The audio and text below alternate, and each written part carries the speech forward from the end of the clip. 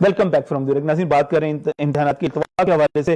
कैमब्रिज समेत तमाम इम्तिहान जो है 15 जून तक मुलतवी कर दिए गए हैं। 15 के बाद क्या होगा उसका फैसला भी अभी मई में जाके होगा। कामरान मलिक साहब, आप यहाँ पर बात कर रहे थे इस फैसले के हवाले से, इसकी इम्प्लीकेशंस के हवाले से। जी, मैं बिल्कुल, ये पहली बात तो ये कि बच्चों के इतराज़ात ये यहाँ इस हद तक ठीक हैं कि पढ़ाई इफेक्ट हुई, लेकिन अभी भी कुछ बच्चे बेहतर पढ़ रहे हैं और कुछ बेहतर नहीं पढ़ रहे।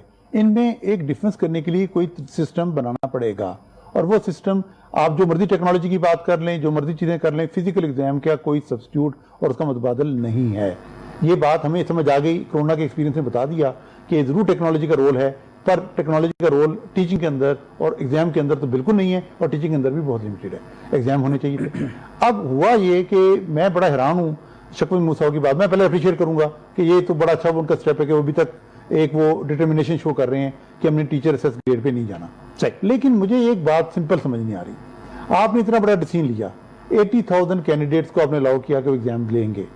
आपने क्या ब्रिटिश काउंसिल से प्लान डिस्कस नहीं किया कि एक हॉल में कितने बच्चे होंगे? या वो एग्जाम के बाद नहीं पता लग रहा है? आप कह रहे हैं 50 होने चाहिए, 60 होने चाहिए। क्या आपकी उनके साथ एक प्रेजेंटेशन नहीं हुई कि वो मल्टीमीडिया पर खड़े होकर आपको अपना पूरा प्लान बताते कि हमारे इतने बच्चे लाहौर में हैं, इतने कराची में हैं, इतने इस्लामाबाद में हैं, इतने हमारे वेन्यूज हैं, एक वेन्यू में इतने लोग होंगे, यहाँ से लोग एंटर होंगे, यहाँ से एग्जिट करेंगे। दूसरी बात कि एसओपी सब एडमिट कर रहे हैं कि एग्जाम हॉल के अंदर बिल्कुल अच्छे मेंटेन हुए, आउटसाइड एग्जाम हॉल के ऊपर कंसर्न है। वो पाकिस्तान का कल्चर है, मैं किसी को ब्लेम नहीं करता, लेकिन हमारा कल्चर है कि पेरेंट्स मोहब्बत में बच्चों की एग्जाम हॉल के बाहर वो खड़े रहते हैं, तस्वीर पढ़ते हैं, रुक जाते हैं, और वो सिक्योरिटी की और ब्रिटिश काउंसिल के स्टाफ की बात उस तरह नहीं मानते जिस तरह मानी जानी चाहिए। तो इसमें सबकी गलती थी। तो क्या वहां पे रेंजर्स की, पुलिस की, लॉ एनफोर्सिंग एजेंसी की सपोर्ट दी जाती है ब्रिटिश काउंसिल को बाहर के हालात ठीक करने के लिए और एससीपी को ठीक करने के लिए? अंदर आपके बिल्कुल पहले ही मेंटेन हो रहे थे। नंबर ऑफ कैंडिडेट के ऊपर आप करना चाहते थे, उनको वक्त देते और उनको बताते वो नए वेन्यू अरेंज करें, तो आपको एग्जाम कंटिन्यू करना चाहिए थे। अब आपने अपने आप को ऐसी टनल में डाल लिया है, ऐसी मुसीबत में डाल लिया है कि अब आपको जो आपने डिसीजन किया है इसमें हर आदमी लूज करेगा। मैं बाकी लोगों का वक्त ले रहा हूं, मुझे अगर आप मौका देंगे दोबारा, जहां भी मैं इसको कंप्लीट कर लीजिए। देखिए, स्टूडेंट लूज कर रहे हैं। जिन बच्चों ने ओ लेवल पढ़ लिया, पढ़ाई मुकम्मल हो गई, आपने उनके ऊपर 6 माह की तलवार लटका दी, वो ओ लेवल में भी नहीं है और ए लेवल में भी नहीं है। उनको रिपीट करना है कि नहीं करना, पढ़ना है नहीं पढ़ना। कोई बच्चा कह रहा है मेरी तो पढ़ाई मुकम्मल होगी, कोई कह रहा है कि मुझे तो आते कुछ नहीं, स्कूल बंद है, मैं कहाँ पढ़ूं। स्टूडेंट लूज कर रहे हैं। उनको अब 1.5 साल में ए लेवल करना है, जो पहले ही बहुत टफ है ओ लेवल के मुकाबले में। 1.5 साल में ओ लेवल करना है, ए लेवल करना है 2 साल की बजाय।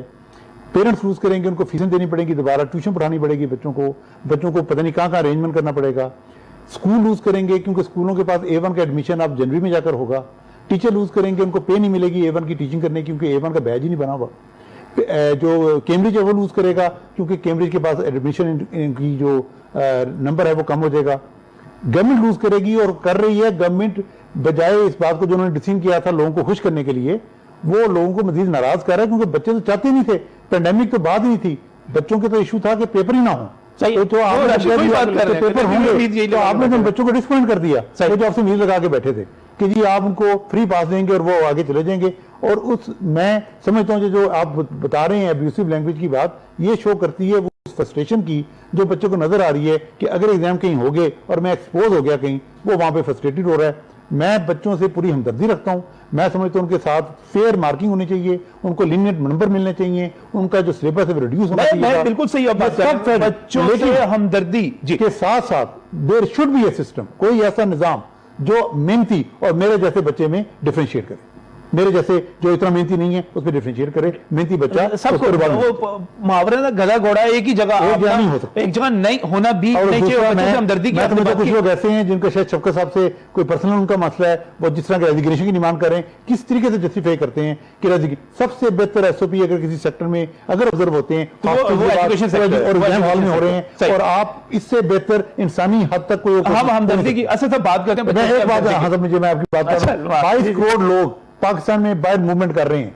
आपने 80,000 बच्चों के इम्तिहान को कंट्रोल करके क्या 22 करोड़ लोगों का कोरोना आप कंट्रोल कर सकते हैं? मैं कहता हूं जी 10 साल के लिए एग्जाम कैंसिल कर दें। अगर कर सकते हैं तो 10 साल के लिए करते हैं। ठीक। अब बच्चों से हमदर्दी की बात, असल बात यह बच्चों से हमदर्दी की, जी कोरोना है यहाँ पर, बच्चों से असल हमदर्दी है क्या? असल हमदर्दी यह है कि उनको मुसलसल बगैर इम्तिहान के पास होने की आदत डाल दी जाए। उन्हें पता चले कि हम पढ़ेंगे नहीं, हम आने वाला फ्यूचर क्या देंगे, किस किस्म की नस्ल देंगे हम असल यहाँ पे। आप देखिए ना नजम भाई, बच्चों से हमदर्दी बल्कि ये नहीं, ये तो बच्चों से ज्यादती है जो मुसलसल हुकूमत कर रही है। और खासतौर पे लाइक टैलेंटेड बच्चों से ज्यादती है, जो मेहनत करने के आदी हैं, बिल्कुल ऐसे ही है। उनसे ज्यादती है। बिल्कुल ऐसे ही, यानी कि आप ये देखें कि वो स्टूडेंट जो इस वक्त पूरे पाकिस्तान के अंदर, जिनका शफकत महमूद साहब ने तस्करा किया, 9, 10 फर्स्ट ईयर इंटर के स्टूडेंट्स हैं, जिनकी तादाद पूरे पाकिस्तान में 50 लाख के करीब बनती है। ये वो बच्चे हैं कि जिनको आप बगैर, यानी कि जो आदी थे मेहनत करने के, पढ़ने के, आप उनको दोबारा लीनियंसी पर लीनियंसी दे रहे हैं कि आप पढ़े ना पढ़ें, आप एग्जाम देना दें, हम आपको मुसलसल प्रमोट करते रहेंगे। और मुस्तकबिल में एक ऐसी नस्ल तैयार करने के लिए जा रहे हैं ये लोग कि जिसने अपनी बेसिक एजुकेशन जो है वो नहीं पढ़ी होगी, शॉर्टकट्स की आदी होगी ना, शॉर्टकट की आदी हो जाएंगे। बिल्कुल ऐसे ही है।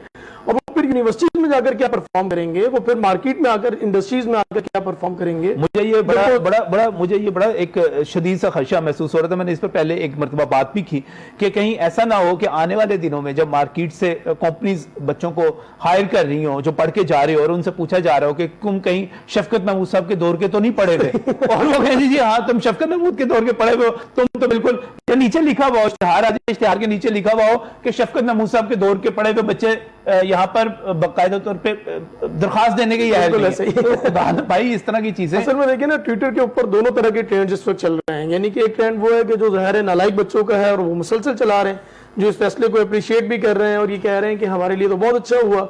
तालीमी इदारे उन्होंने 17 मई तक बंद किए हैं, जबकि उन्होंने एग्जाम 15 जून तक के पोस्टपोन कर दिए हैं, और उसके बाद भी कोई चीज बिल्कुल क्लियर वाजे नहीं है गवर्नमेंट के पास। इस वक्त इनको ये चाहिए कि कोई बैठकर ये कोई सिस्टम बनाएं जिसमें माहिरीन तालीम को बिठाएं और ये तय करें कि आखिर 15 जून के बाद भी अगर हालात इसी तरीके से हुए तो क्या वो दोबारा फिर अक्टूबर नवंबर तक स्टैंड करेंगे, या फिर किसी न किसी दायरे से इम्तिहानात के निजाम को वजह करेंगे। इसको मैं अगर कंपैरिजन करें राशिद, तो मुझे जो बाहर से इंफॉर्मेशन मिलती है, बाहर की अक़वाम से, हम इंग्लैंड को देखते हैं, हम कनाडा को देखते हैं, बाकी ममालिक को देखते हैं, वहां पर बहुत बुरी सूरत हाल है कोरोना की, लेकिन वो जिस चीज को सबसे ज्यादा प्रायोरिटी दे रहे हैं, सबसे ज्यादा अहमियत दे रहे हैं, वो अपनी स्कूलिंग है, वो अपने बच्चे हैं, वो अपनी तालीम है, उसको फर्स्ट प्रायोरिटी पे रख रहे हैं। भाई जब ये वुहान से इसका आगाज हुआ था ना, इस वायरस का, और चाइना से, और हांगकांग उसकी स्टेट है या जो भी उसका मामला, उस दौर में भी पिछले साल जब ये पीक पे था और पूरी दुनिया में इसने तहलका मचा के रख दिया था, हांगकांग में उन दिनों में भी एग्जाम हुए थे बच्चों के। उन्होंने एसओपीज को फॉलो किया और एग्जाम, और एक प्रेसिडेंट सेट कर दिया था कि अगर ये करना चाहें तो ये हो सकता है।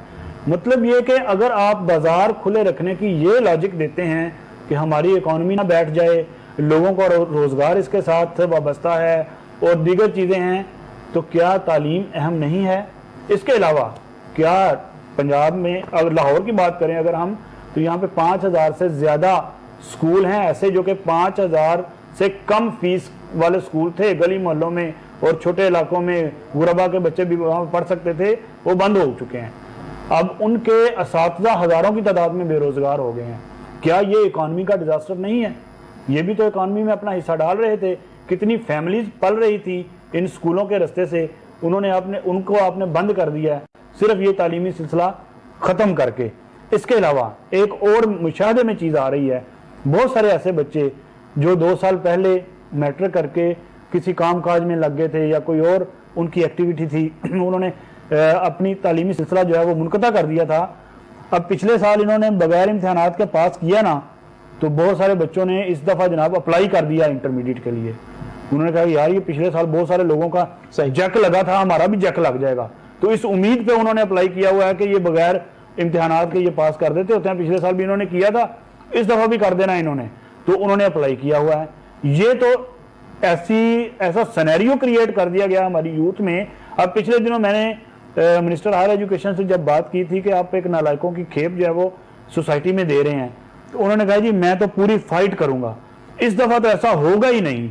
इस दफ़ा तो जनाब जी ऐन वक्त के ऊपर हम इम्तिहानात जो है वो मुनक्कद करेंगे, तो ये उनका दावा है। ये कामरान मलिक साहब की एक बात है कि अभी तक हम अप्रिशिएट करते हैं कि अभी तक इस चीज पे हुकूमत डटी हुई है, या कैम्ब्रिज भी हमारे हवाले से डटा हुआ है, अपने उन्होंने कुछ और डिसीजंस किए हैं, हमारे हवाले से डटा हुआ है कि यहाँ पर हमने जरूर जो है इम्तिहान लेने हैं, इम्तिहानात होंगे, उसके नतीजे में ही ग्रेड्स आएंगे। क्योंकि पिछली दफा एक और बड़ा मसला हुआ था, बहुत सारे तालीमी इदारे ऐसे थे जिन्होंने 2 नंबरी लफ्जी कह सकता हूँ और क्या कहूँगा कि अपने नालायक स्टूडेंट्स के भी अच्छे ग्रेड्स भेज दिए थे। उसका रिजल्ट ये निकला कि वो इदारे जिन्होंने वाकई जेन्युइन एवेल्यूएट करते हुए अपने बच्चों के भेजे, उनके रिजल्ट नीचे चले गए और वो इदारे जिन्होंने अपने जो ग्रेड्स बड़े अच्छे बनाकर भेजे थे उनके बच्चों को अच्छे ग्रेड मिल गए, वो डिजर्व भी नहीं करते थे। अब हमें करना क्या चाहिए? प्रोग्राम का आखिरी हिस्सा है, उस पर बात करेंगे इस ब्रेक के बाद।